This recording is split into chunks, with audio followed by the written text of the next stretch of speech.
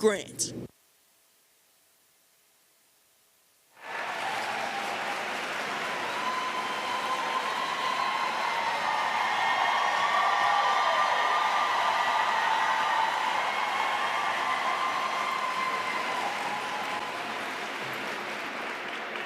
My name is Dr. Stacy N.C. Grant, and I am the International President and CEO of Zeta Phi Beta Sorority Incorporated.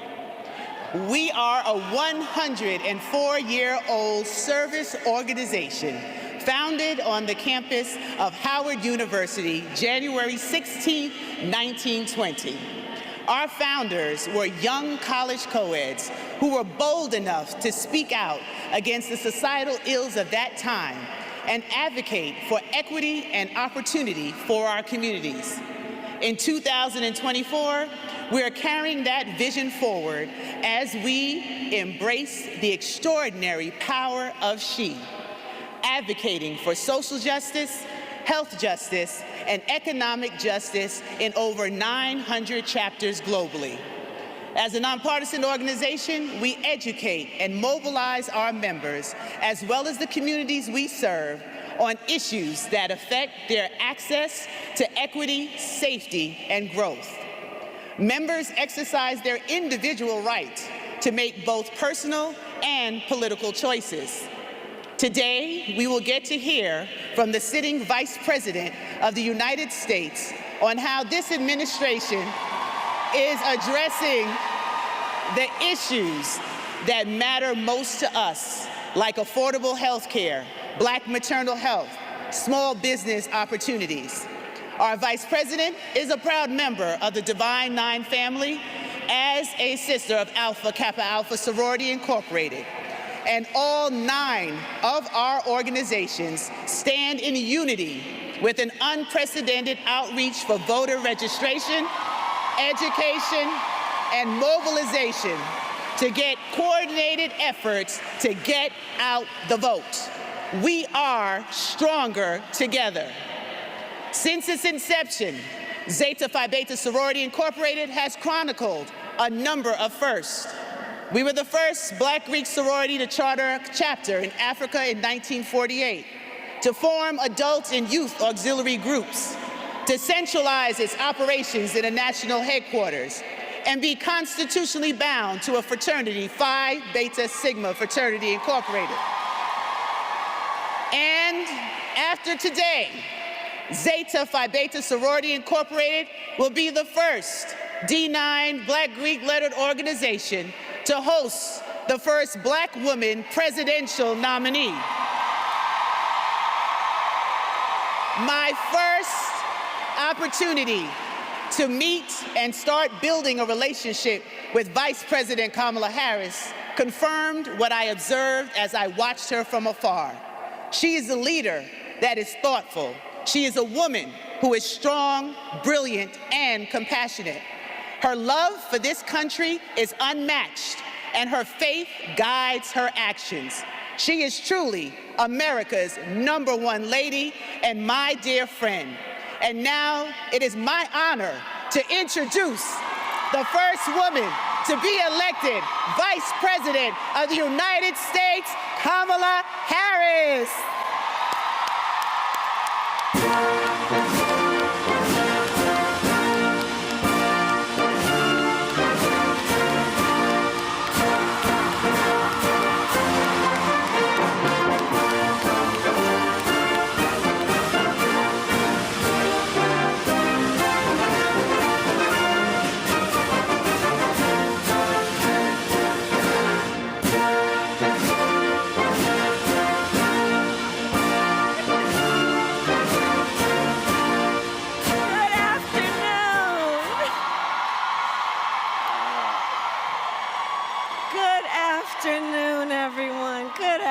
Please have a seat. Good afternoon. I was just saying to your most glorious president, Stacey N.C. Grant, she and I talked about this visit months ago, sitting together having a meeting in the Oval Office. And she invited me then to attend today. And And I just want to, if I can, I just want to thank you in front of all of the sisters who are here.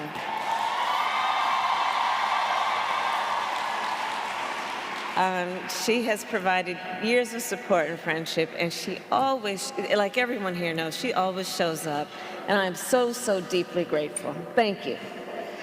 And to everyone here, it is so good to be with you. To the former presidents who are in attendance, to the International Board of Directors, and to all of the fine members of Zeta Phi Beta Sorority Incorporated.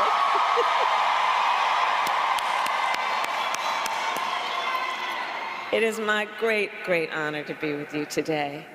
And I love you back. And also, on Air Force Two, joining me is Congresswoman Sidney Kamlager-Dove. And I know here is also our dearest Mrs. Opal Lee, the grandmother of Juneteenth. Oh, she was right. And to all of the distinguished ladies, I thank you so very much for this warm welcome. And I will begin by saying a few words about our President, Joe Biden. So tonight, yes, thank you, yes. So tonight, our President will address the nation about his decision to step down as a candidate, and he will talk about not only the work, the extraordinary work that he has accomplished, but about his work in the next 6 months. And so before he does, and while I'm here with you, I want to just share with you a little bit about him, based on what I know, based on personal experience. Joe Biden is a leader with bold vision. He cares about the future. He thinks about the future. He has extraordinary determination and profound compassion for the people of our country. And I say that because I know that we are all deeply, deeply grateful for his service to our nation.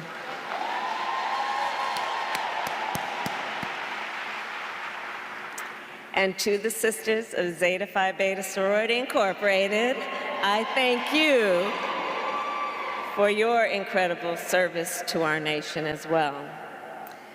You know, I know who we all are. I know who is here. And I know, therefore, that we share a vision for the future of our nation. A future where every person has the opportunity not just to get by, but to get ahead. A future of social justice, health justice, economic justice, just as you have laid out in this year's theme. Ours is a vision of a future in which we realize the promise of America. And I deeply believe in the promise of America. A promise of freedom, opportunity, and justice. Not for some, but for all. And for generations, the finer women of Zeta Phi Beta Sorority Incorporated have fought to build that brighter future.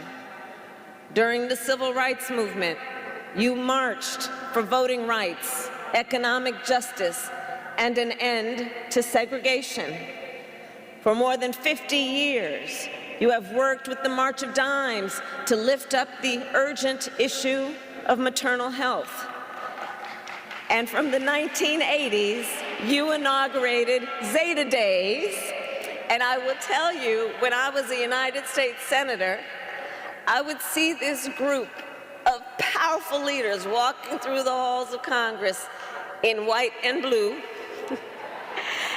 And I always knew I was looking at some of the most powerful advocates for justice in America. Truly. And of course, your leadership continued in 2020, when during the height of a pandemic, you helped elect Joe Biden, President of the United States, and me as the first woman Vice President of the United States. And I thank you. And now, in this moment, Our nation needs your leadership once again. In this moment, I believe we face a choice between two different visions for our nation. One focused on the future, the other focused on the past. And with your support, I am fighting for our nation's future. And let us be clear about what that future looks like. I know the leaders in this room, and I know the future we believe in and we fight for. We here believe in a future where, for example, everyone has affordable health care, which is why our administration capped the cost of insulin for our seniors at $35 a month. We believe in a future where no child has to grow up in poverty, which is why I helped pass the child tax credit, which cut child poverty in half and cut Black child poverty even more. We believe in a future where the economy works for working people. That is why we forgave student loan debt for more than 5 million Americans. And if you or anyone you know benefited from that, please testify.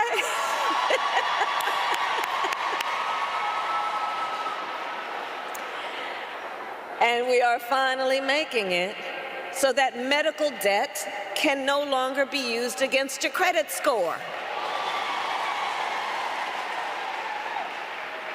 And it is because of our collective vision for the future that we continue to fight for affordable child care, affordable elder care, and paid family leave. We here believe in a future where all women and all mothers are safe. That is why, as Vice President, I have elevated and took on the issue of maternal mortality, knowing that women in America die at a higher rate in connection with childbirth than women in any other wealthy nation in the world. And Black women are 3 times more likely to die in connection with childbirth. And for too long, this has been a crisis in our country, and it is time that we recognize the crisis it is. In fact, when I took office, I challenged every state in our nation on this issue because, you see, I said, look, we need to extend Medicaid postpartum coverage from a measly 2 months to a full year. And I'm proud to report, whereas when I issued the challenge, only 3 states offered a full year of coverage, now 46 states do.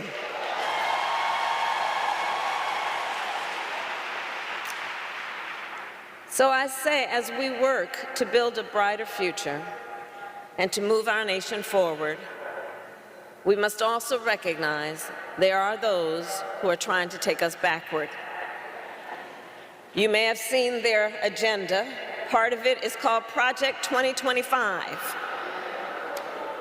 Now, can you believe they put that in writing? 900 pages of it.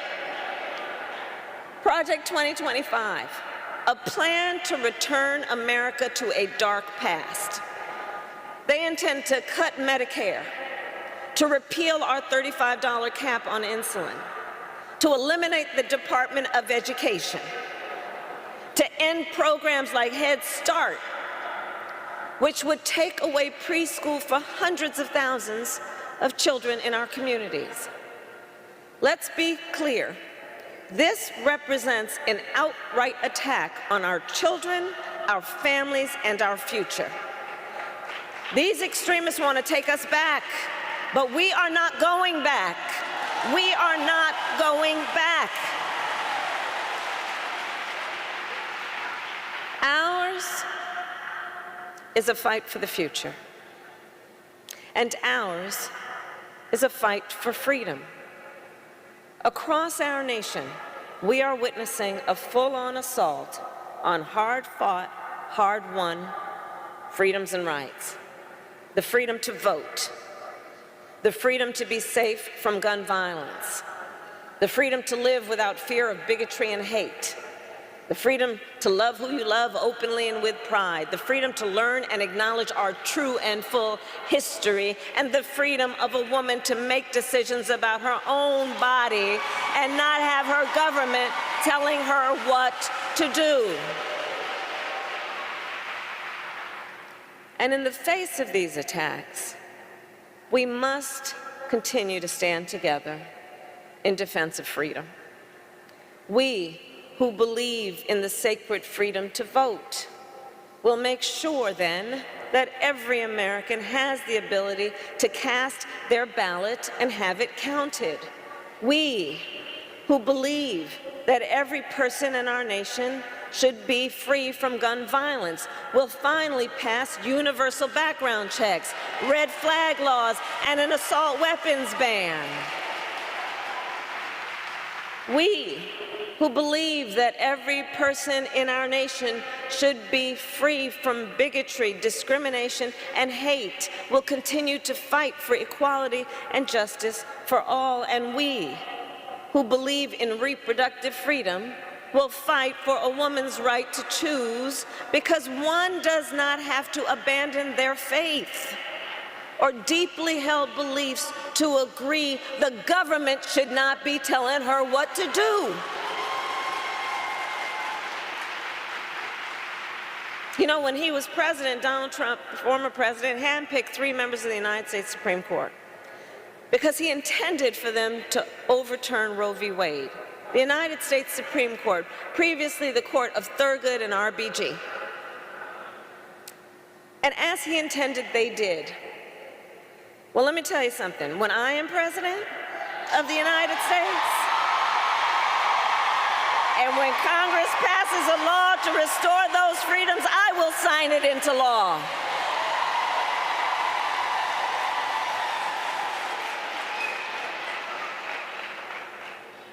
We are not playing around. So in conclusion, to the incredible members of Zeta Phi Beta Sorority Incorporated, I say, there is so much at stake in this moment. There's so much at stake. And again, then, in this moment, our nation, as it always has, is counting on you to energize, to organize, and to mobilize, to register folks to vote, to get them to the polls, and to continue to fight for the future our nation and her people deserve. And we know when we organize, mountains move. When we mobilize, nations change. And when we vote, we make history. So let us continue to fight with optimism, with faith, and with hope, because when we fight, we win. God bless you, and God bless the United States of America. God bless you. Thank you.